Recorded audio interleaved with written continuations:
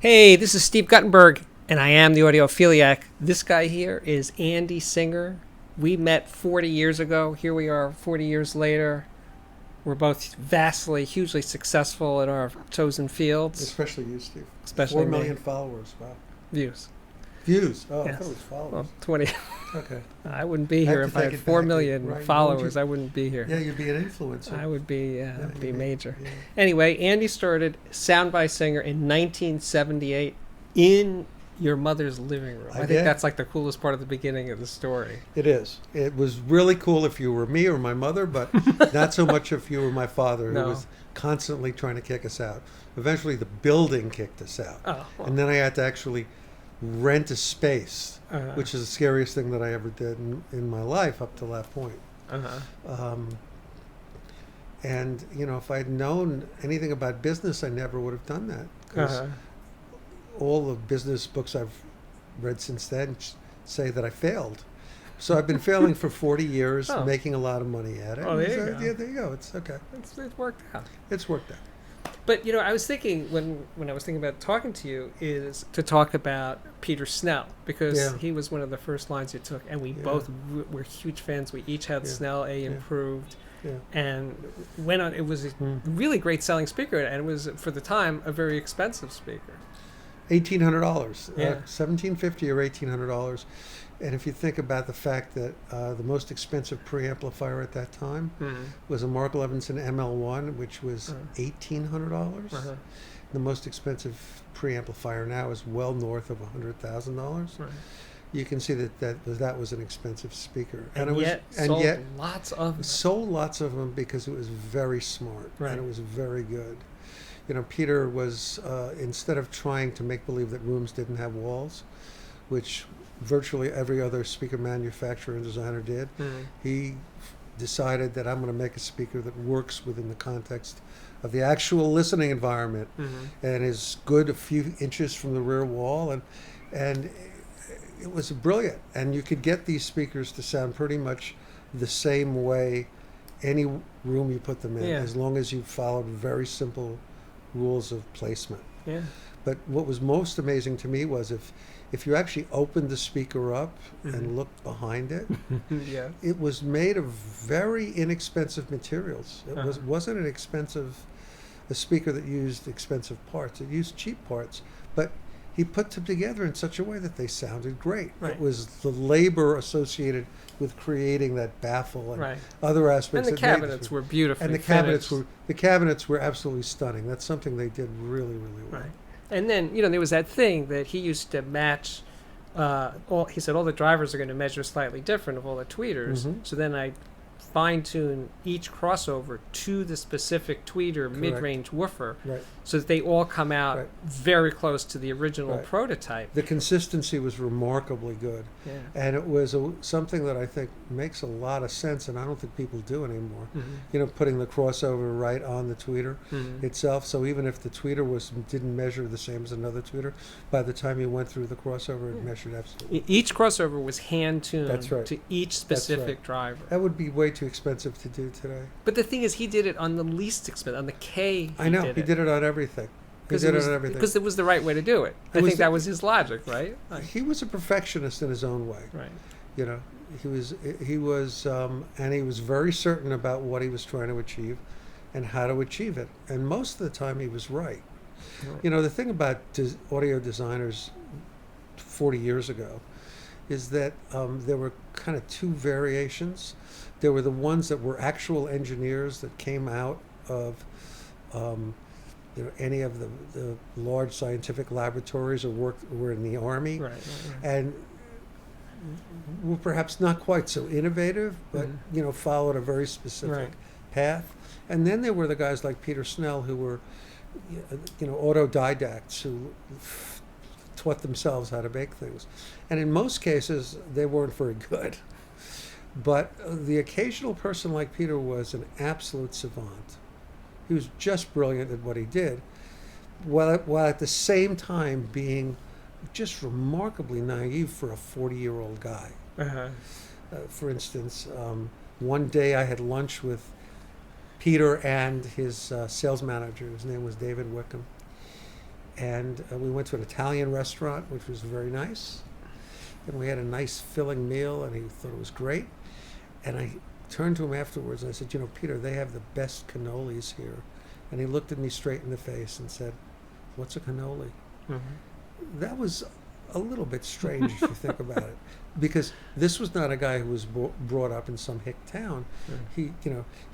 He grew up in Bar Harbor, where his father was one of the leading scientists of the United States in recombinant DNA research at its very early stages. And he won a Nobel Prize. Yeah. So he grew up in a family with very, very intelligent, well-traveled people. But Peter didn't know what a cannoli was. It was really remarkable. But what a character! He looked like a sort of like a monk. He had this blonde hair in a ponytail with this great big beard, and he was 20 feet tall, right, and very lanky but broad-shouldered. He was like a Viking. I have a picture of you with him wrestling on the floor. You know that picture, right? Yes. I'll put that in the thumbnail. Yeah, that'd be great. Yeah, we were actually pretty good friends for a very long time. Yeah. We always did a lot of business, and then. I just remember a great story about that though. Is that you were always on his case, like you're using cheap parts in the crossover. Why don't you make a reference version of the Type A and use better parts? Yeah. So he drives up in his van with a Type A that he could change the crossover out in. Right. And one was the standard crossover, and one crossover had all the most expensive parts. Right. And he said, I'm going to switch back and forth between the parts I use and this one with, it would add like $1,000 to the price of the $2,000 speaker. Right. And what did we learn? No, I don't remember. They sounded exactly. They sounded exactly alike. Yeah. It doesn't surprise me. But the fact that he did that to stop you from bugging him, I was really a pain in the ass when it came to Peter, because I thought that he could, his things were so good, he could make them even better. Right. But I think it turns out that the kind of designs he was producing were designed around the idea that these things didn't have to be particularly perfect. So it was how he used them more than what they were. Yeah. It's how he used them. Remember, how he matched like a $5 Vifa tweeter or something in the Type A. And he said it was much better than any of the other tweeters. And who knows? It may have been for what he was doing, especially with those little wave guides he put in things. Really a fascinating guy. And let's face it, he made the Type E speaker, which you can still buy with various grades of silver wire from Audio Note for $100,000 a pair or something. You could buy them for $995 in 1985. Right. And they were essentially the same speaker. Really brilliant. I don't think Peter Quartrup, denies the fact that it is really a Type E. No, he doesn't. Just with better parts. With better parts, which, as we said, doesn't matter. Doesn't matter. It's completely irrelevant. So that was funny. So the other thing I wanted to bring up was, remember the Type 1, the Snell Type 1. Because all the others were A, B, C, but that was the one, the number one. The single most unusual speaker that I've ever sold. Yeah. And why? Because, typically you think of a tweeter being a high-frequency driver wanting to be at ear level. But Peter said, nah, that's not a good idea. Now that I think about it, and this was his thinking. Well, his thing was with floor bounce. Right, floor bounce. So he said, now that I think about it, the biggest problem you have with a tweeter is the noise from the floor. So why don't I give it its own thing to bounce off of? And he built this it was like trapezoidal. We called it the ramp. The ramp. It was a ramp. It was a ramp. It was like a ramp that sloped downwards from about 3 inches up on the speaker. And the tweeter was on just over. And the woofer was too. They were side by side. Too. Yeah. And you would think that the thing would sound just looking at it, it's like, how can this thing work? And yet it did. It worked really, really well. It was a really, really good speaker. I remember the night that he brought them. Yeah. Right? And we were going to go out to dinner, and we just we got to play this record. And we were playing Pink Floyd's The Wall with the helicopter things. Right. And it was just amazing. Amazing. We kept saying, it's amazing. It was amazing. It was amazing. I mean, it was such as they say, a different time, right? That there was he was passionate in what he did. He wasn't doing it to get rich or anything. He was doing it to say, I want to make something great. Yeah, Something that's never been but done before. using the term passionate with Peter was hard because he never really seemed to like. Okay, The quiet. arrow never went above a tepid temperature. A quiet passion. It was a quiet. Yeah, it was a quiet.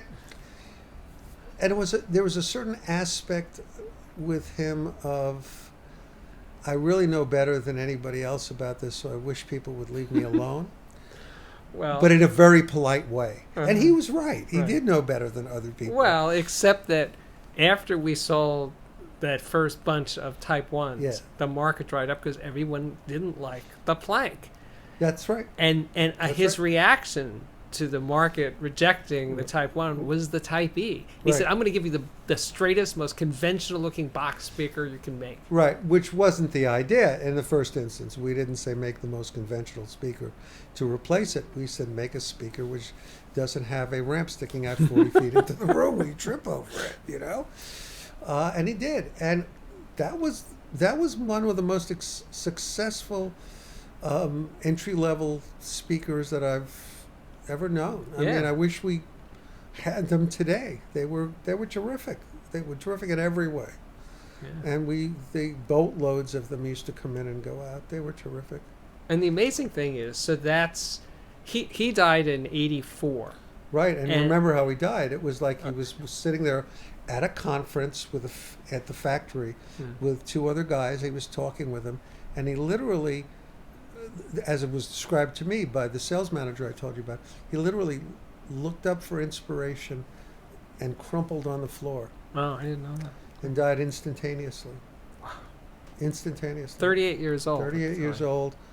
He seemed, I mean, if you looked at him, he yeah. seemed like he was as Yeah. healthy as a horse. He was as strong as an ox.